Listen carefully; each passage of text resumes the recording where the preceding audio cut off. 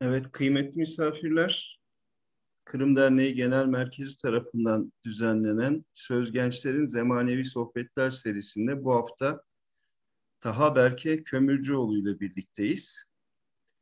Taha bizlere bugün akşam Adnan Süyen ve Kırım Sevdası başlıklı sunumunu yapacak. Taha hoş geldin, merhabalar. Merhabalar, hoş buldum. Nasılsın, iyisin? İyiyim çok şükür. Sizler nasılsınız? Çok teşekkür ederiz. Kalpak çok yakışmış. Çok beğendik Teşekkür ederim. kalpağını. Neden bu konuyu seçtin? Biz biliyoruz ama bilmeyenler için anlatır mısın?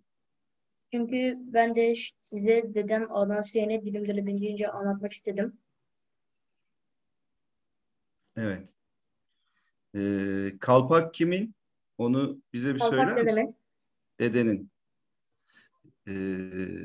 Peki Kırım dernekleriyle tanışman nasıl oldu?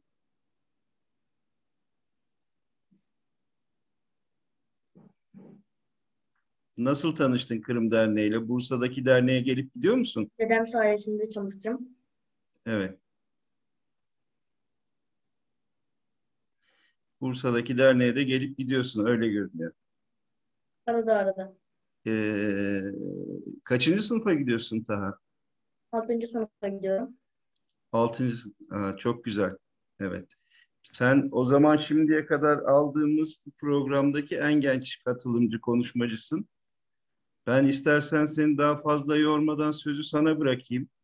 Sen bize Evet. hepimizin hayatına çok önemli dokunuşlar yapan Adnan Süyen abimizin Allah rahmet eylesin Amin. Kırım sevdasını bizlere bir anlatırsan çok memnun oluruz. Söz sende. Tamam.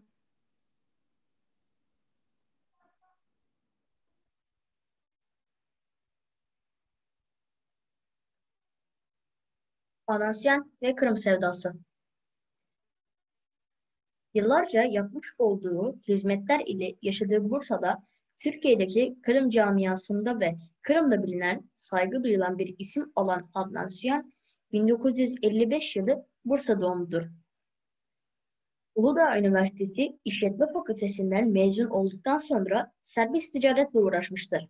Baba tarafı Kırım'ın Büyükçeren köyünden, anne tarafı da Kırım'ın Özenboş köyünden Bursa'ya göç etmişlerdir. Amasya'nın baba tarafı 1853-1856 Kırım Savaşı sonrasında Kırım'ın Büyükçeren köyünden Bursa'ya göç etmişlerdi. Dedesinin babası Bursa'ya göç etmiş Kırımlı İbrahim Efendidir. Yaşlık isminin anlattığına göre Kırım Tatarları Bursa'ya 1857 yılında göç etmişlerdi. Amasya'nın dedesinin babası Bursa'ya göç ettiğinde 7 yaşındaymış. Türk dünyası ve Kırım'la olan ilgisi lise yıllarında başlamıştır. Türk dünyası ile ilgili birçok dernekte görev almıştır. 1986 yılında Milli Hareket'e katılan Amasyan, 1988 yılında Bursa'da bir grup arkadaşı ile Bursa Kırım Derneği, Bursa Kırım Türkleri Derneği'ni kurmuştur. Derneğin kuruluşundan itibaren yönetim kurullarında devamlı görev almış olup 23 Mart 1997 tarihinden vefatına kadar da dernek başkanlığı görevini yürütmüştür. Görevde olduğu süre boyunca dernek üyeleri ile birlikte olmaya, Kırım Türk kültürünü devam ettirmeye büyük özen göstermiştir. Vatan Kırım'da Kırım Türklüğünün yeniden ayağa kalkmasının eğitimden geçtiğine inanmaktaydı. Bu sebepten Kırım'dan Türkiye'ye şehrimize okumaya gelen öğrencilere sahip çıkmıştır. Onların yurt ve eğitim gördükleri okul haricindeki zamanlarını dernekte geçirmelerini, akşam yemeklerini dernekte yemelerini sağlamıştır. Görevde olduğu süre içerisinde Kırım'dan Bursa'ya okumaya gelen yüzlerce öğrenci ile bizzat ilgilenmiş, onlarla yardımcı olmaya çalışmıştır. Hepsinin adını, ailesini tek tek hatırlar, problemleriyle bizzat kendi ilgilenir, evinde ağırlardı. Nasıl ki anne babalar evlatlarını karşılıksız sever, anası yani öğrencilerini öyle severdi. Onlardan bekledikleri tek şey vardı: kimliklerini kaybetmeyerek vatan Kırım'a sahip çıkmaları. Bursa'dan ayrılış konuşmalarında hep bunu tekrar ederdi: Kırım'a dönün ve milli kimliğinizi kaybetmeyin. Sadece Bursa'ya eğitime gelen öğrencilere değil, Kırım'daki çocukların da ancak %10'unun gidebildiği milli mekteplerimizin çağdaş eğitim yuvaları olması ve kaliteli eğitim verebilmesi için çalışmalarda bulunmuştur. Eğitim Babalarının derneğin kurucu üyelerinden Anasyone'nin yaptığı Kalgay dergisi ilk olarak 1994 senesinin yayın hayatına başlamıştır. Eylül 1995 senesine kadar da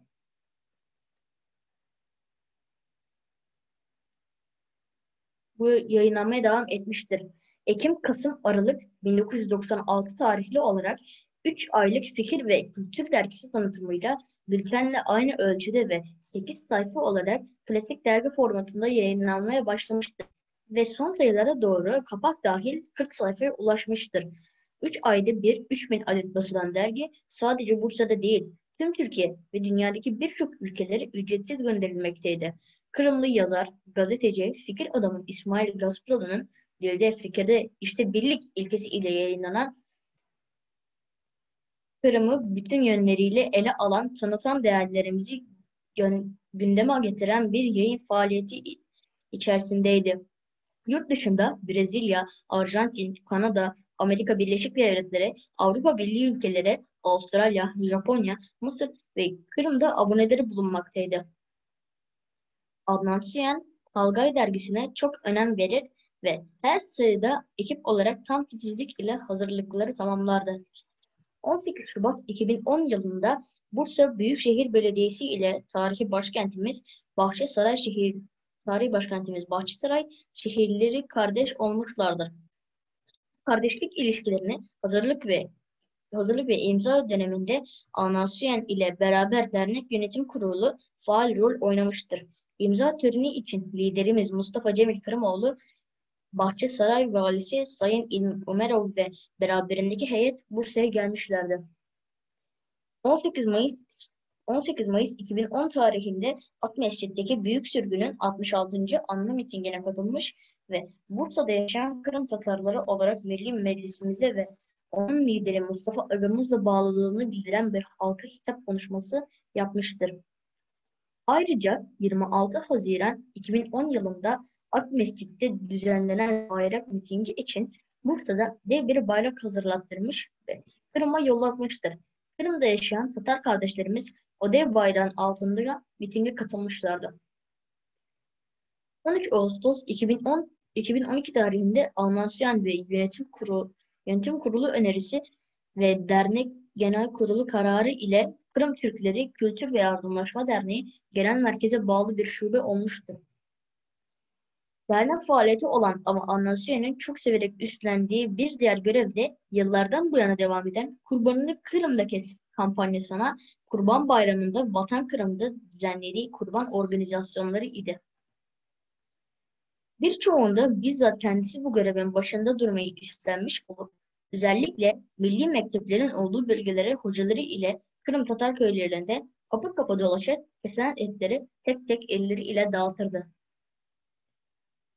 Dernek başkanı olduğu dönemde diasporada bulunan Kırım Tatarları birlik ve beraberliğe çok önem verir.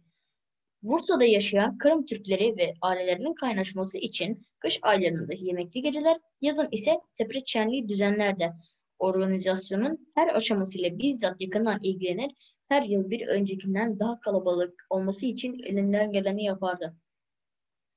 Anasyone'nin vefatından önce son girişimi ise Kırım Türkleri Kültür ve Yardımlaşma Derneği Bursa Şubesi'nin maddi desteğiyle Küleç Köyü'nde yaptırılması planlanan camiydi. Kasım ayında yaptırılması kararı alındı. Caminin temeli 11 Aralık 2013'te törenle atılmıştı.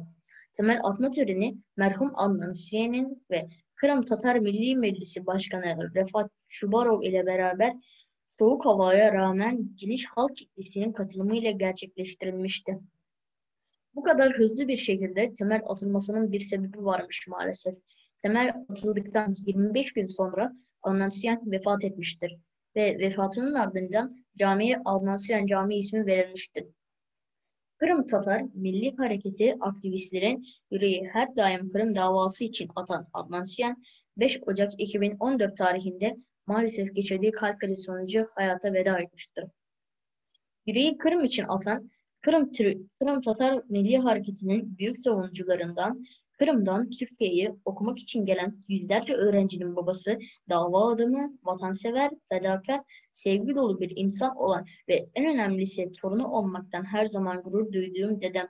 Almanca'nı bu hafta size dilim dönebildiğince anlatmak istedim. Ben maalesef çok uzun yıllar onunla beraber olamadım. Çok isterdim bilgilerinden faydalanmayı ve beni bu yol için yetiştirmesine. Bana vakit ayırdığınız ve bu sunum yapabilmem için fırsat tanımanızdan dolayı çok teşekkür ederim. Herkese iyi akşamlar dilerim. Berke çok teşekkür ediyoruz. Hepimizi eskilere, Adnan abinin yaptığı faaliyetlerin fotoğraflarıyla Adnan abinin hatıralarına ve bizim kendi hatıralarımıza götürdün, taşıdın. Ağzına sağlık. Çok teşekkür ediyoruz. Ben teşekkür Ee, ederim. Elbette dedenle belki çok uzun bir süre birlikte olamadın ama onun sana bıraktığı çok güzel miraslar var. Bu hatıralar, bu arşivler ve Kalgay dergisi var. Kalgay dergisini mutlaka ara sıra okuyorsundur. Bakabiliyor musun hiç Bakıyorum. ona? Nasıl buluyorsun dergiyi? Güzel buluyorum. Güzel buluyorsun. Faydalanıyorsun oradaki bilgilerden, Evet. Kırım'la ilgili. Çok Tabii dolu. çok güzel, bazen böyle hikayeler falan da vardı Kalgay dergisinde. Onlardan hatırladığın var mı şu an? Maalesef şu an yok. Tamam. Biz çok teşekkür ediyoruz sana. Gerçekten çok güzel bir sunum oldu. Hepimiz Adnan abi rahmetle andık. Tabii burada hem ekranları başında hem bizle beraber Zoom'da programa katılan arkadaşlardan da Adnan abi için birer Fatiha göndermesini rica ediyoruz. Onun ruhuna. Allah ruhunu şad, mekanını cennet eylesin. Tabii İnşallah. Kalpağı devraldığına göre seni de önemli vazifeler bekliyor Kırım meselesinde inşallah. İnşallah. Evet, o kalpağı taşımak sorumluluk istiyor, Adnan Sühen'in kalpağını. Maşallah, ama görüyoruz ki çok da güzel bir varis bırakmış arkasında. Milli meseleyi bilen, öğrenmek isteyen, çalışan. Çok teşekkür ediyoruz Tahacığım. Ağzına sağlık. Teşekkür ederim. Biz sana öncelikle okul hayatında başarılar diliyoruz. Sağlıklı, mutlu, uzun bir ömür diliyoruz. Ailene de çok teşekkür ediyoruz seni bu şekilde yetiştirdikleri için. Biz önümüzdeki hafta İdil Bike Sava bizlerle birlikte olacak. O da tarihimizin en önemli şahsiyetlerinden birisi olan Numan Çelebi Cihan'ı anlatacak. Yunus Başkanım, söz almak ister misiniz? Yayın Evet, devam evet, ediyor. evet, evet. Burada merhaba Taha, seni kutluyorum Taha. Ben inanıyorum Teşekkür ki ederim. o dedesinin yolunda gidecektir inşallah. Deden bize çok güzel bir miras bıraktı. Kırım Derneği'ndeki o talebe okutuşta ben onunla 20 sene beraber yan yana çalıştık. Hiçbir zaman çok güzel anlaşarak çok güzel günlerimiz geçti. Ama onu ben hep hayranlıkla izlerdim. O Kırım'dan gelen talebeleri 20-25 talebe gelir dersine. Onları nasıl ilgilendiğini çok gözlerimi görür. Çok gururlanırdım yani. Çünkü bize siz diyor işiniz var değil ellemeyin derdi. Çünkü o bütün Kırımlı talebelerin şu kadar bir defteri vardı. Hepsinin telefonları vardı. Onları gece yatarken bile arardı. Yemen, öğlen ne oldu Yemen dediniz mi diye arardı. Sağ olun anneannen de onların yemeklerini yapardı. Onlara temizliğini yapardı. Ben sizlerle gurur duyuyorum Süyen ailesiyle. Allah rahmet etsin diyorum Güzel. dedene. Onu nur içinde yazsın. O Kırım'ın bir evladıydı. Kırım'a çok şeyler yaptı. İnşallah sen de büyüyünce biraz daha inşallah bu şeyi İnşallah. sen alacaksın inşallah. Kırım davasında güzel şeyler yapacağına inanıyorum. Çok teşekkür ederim Dağcığım. Yunus amca ben de size teşekkür ederim. Çok Sağ ol. destek verdiniz bu sunumda. Sağ ol, teşekkür ederim. Yunus Başkanım, çok teşekkür ediyoruz. Ağzınıza sağlık. Bu haftaki programımızın da bu şekilde sonuna geldik. Bütün izleyicilere çok teşekkür ediyoruz bizleri izlediği için. Taha Berke'ye de çok teşekkür ediyoruz. Adnan abinin o güzel dava adamlık ömrünü bize çok kısa da olsa anlattı. Tabii bütün gençlere de emsal olan, örnek olan bir şahsiyetti Adnan Sühen. Mekanı cennet olsun. Amin. Allah rahmet eylesin. Allah geride kalanlara hem sabır Evet. versin hem güç kuvvet versin. Çünkü onlara bu davanın, bu milletin ihtiyacı var. Çok teşekkür ediyoruz. Evet, İnşallah. önümüzdeki hafta İdilbike Sava ve Numan Çelebican konusunda görüşmek ve buluşmak dileğiyle hayırlı akşamlar diliyoruz.